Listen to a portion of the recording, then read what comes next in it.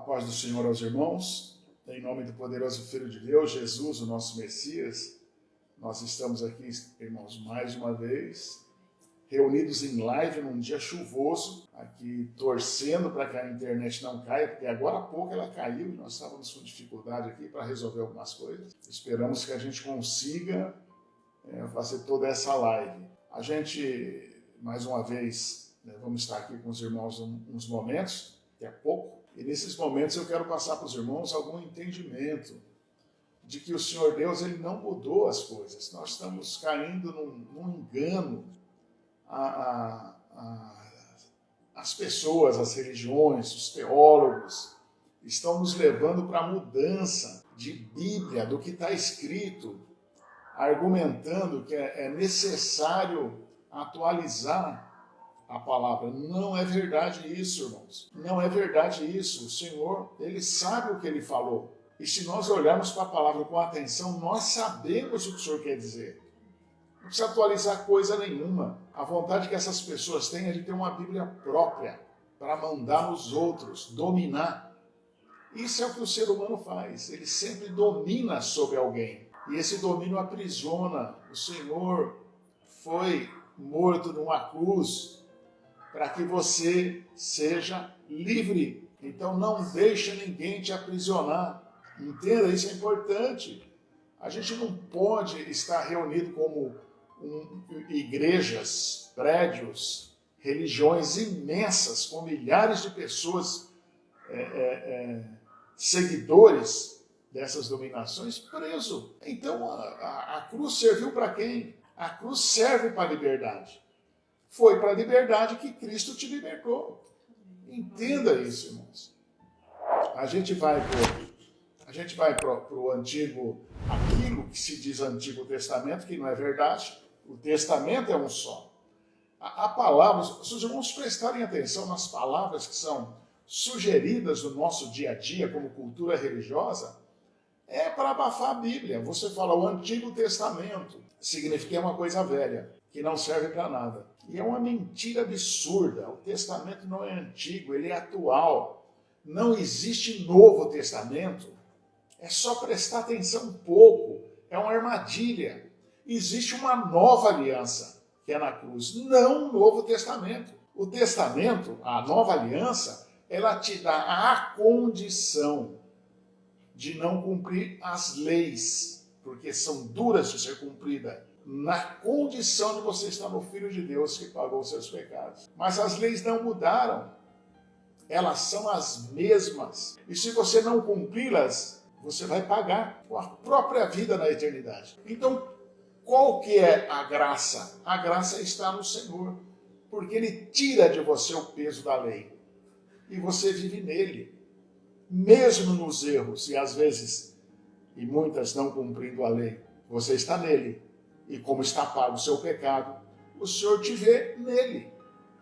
Essa é a condição simples de entender e glorioso demais. Amém? Abra aí para a gente levar a ideia de que o Senhor não mudou para algumas informações que os irmãos precisam ter a partir de Êxodo 22. Abre lá. Êxodo 22, o versículo é o 21, e aqui algumas coisas que o Senhor está orientando para que nós façamos dessa forma. E os irmãos vão entender que o Senhor não mudou isso aqui. Ele nunca mudou isso aqui e não vai mudar nunca.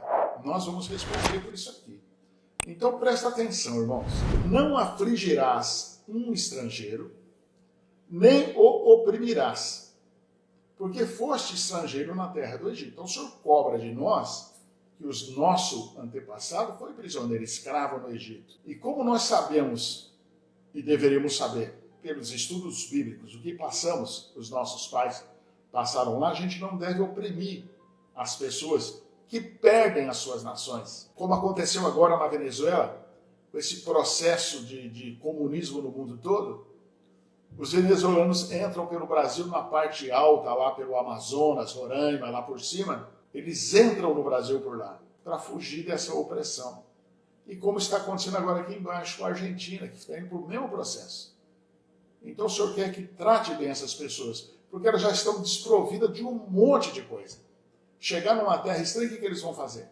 Amém? Glória a Deus. Se sentir totalmente rejeitado. Agora preste atenção nisso aqui, que isso é importante. Isso aqui é o nosso dia a dia. Não afligireis nenhuma viúva e nenhum órfão. Não afligireis nenhuma viúva e nenhum órfão. Olha o cuidado que o Senhor tem, a proteção que o Senhor dá para as pessoas. Glória ao nome do Senhor. Se afligirdes de alguma maneira, isso aqui, irmãos, é mandamento do Senhor, então você presta atenção. Se afligirdes de alguma maneira e eles clamarem a mim, eu certamente ouvirei o seu clamor. O Senhor coloca como protetor dos fracos aqui. E uma viúva, ela é fragilizada. Um órfão, uma pessoa, uma criança, por exemplo, que não tem pai ou não tem mãe, ele fica muito fragilizado. O Senhor está dizendo aqui, não oprima essas pessoas, socorre essas pessoas. Eles precisam de ajuda. E o Senhor se coloca como protetor deles aqui. Então, se eles clamarem, o Senhor está dizendo aqui, ele vai ouvir. E a minha ira arderá. E eu vos matarei a espada. Olha, isso aqui é sentença. Eu os matarei a espada, e vossas mulheres serão viúvas, e vossos filhos serão órfãos. Aqui a lei, a justiça do Senhor, ela é poderosa. O Senhor é super protetor. E nós vamos entender isso na palavra. Ele é muito protetor. Daqueles que são dele, claro. Porque as pessoas reclamam, o Senhor não liga para mim. Não liga mesmo. Você não liga para ele, ele não liga para você. Isso é a condição bíblica. O Senhor protege aqueles que são dele. E ele reage rápido contra aqueles que são dele. Contra os fragilizados. Amém? Se emprestares dinheiro a qualquer do meu povo. Olha, presta atenção novamente. Se emprestares dinheiro a qualquer do meu povo, que é pobre junto a ti, não serás para ele agiota, não vai cobrar juro, nem lhe imporás usura, taxas, você não vai cobrar nada dele. Essa é a condição do Senhor.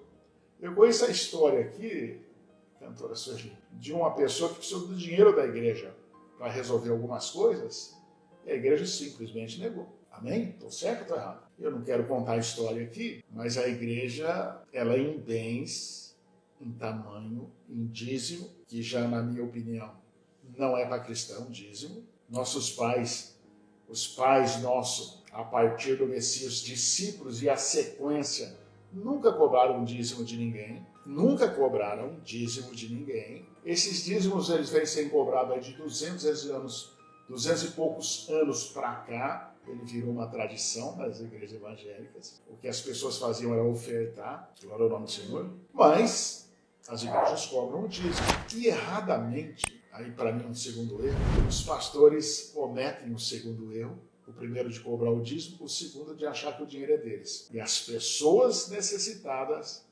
precisando resolver os seus problemas, precisam daquele dinheiro e são negados isso. Se você olhar isso aqui, irmãos, se você entender isso aqui, se tiver vontade, se alguma hora você tiver vontade de acreditar na Bíblia, porque infelizmente nós não estamos mais acreditando naquilo que o Senhor falou, o mundo mudou, o nosso Messias ele é humilhado, enxotado de todo lugar. Jesus é enxotado de todo lugar hoje. Não se aceita mais ele. Daqui a pouco nem nas igrejas falam mais dele. Porque as igrejas estão operando numa situação comercial tão fácil de ganhar um dinheiro, porque oprime a pessoa, coloca o dizimista contra a parede, que ele não tem como não fazer de outra forma. Porque ele acha que o Senhor vai abandonar ele se ele não der o dízimo. Ele acha que o Senhor não é mais com ele se ele passar a não dar o dízimo. Ele fica numa situação sem saída. E as igrejas estão se acomodando tanto nisso que daqui a pouco elas não precisam nem falar de Jesus mais. Daqui a pouco vai apostatando, como a própria palavra nos ensina que vai acontecer isso. Então, irmãos, acredite na palavra do Senhor. Acredite naquilo que ele está falando. As pessoas precisam de ajuda, os irmãos precisam de ajuda. E se você pode, você tem que fazer. E não é para cobrar juro. Está escrito aqui, ó. Não serás para ele agiota. É para ajudar. Glória ao nome do Senhor. Se tomares a veste de teu próximo por penhor, você penhorou a veste da pessoa, falou, olha, eu preciso aí de R$1.000. Falei, então tá. Então você pegou alguma coisa, aqui está escrito vestes. de alguma coisa para garantir aquela dívida, você vai devolver aquilo, mesmo que o irmão não pague. Mesmo que o irmão não pague. É o que está escrito aqui. Se tomares vestes do teu próximo por penhor, tu lhe restituirá antes do pôr do sol. Não é para ficar mais que um dia com você. Porque esta é a única coberta, é veste da sua pele, em que ele dormirá. E acontecerá que quando ele clamar a mim, eu os ouvirei. Eu ouvirei, porque eu sou misericordioso. Então o Senhor vai cobrar de quem não foi misericordioso. Os irmãos, eu sei que é repetitivo falar isso, e para mim também é repetitivo. Mas nós temos que entender a palavra, nós temos que voltar para a Bíblia. Nós não podemos ficar vivendo de pregações eloquentes. Não podemos, nós temos que estudar isso aqui, entender isso aqui, nos encaixar dentro daquilo que é o reino do Senhor. E não é com pregação eloquente. Amém? Glória ao nome do Senhor.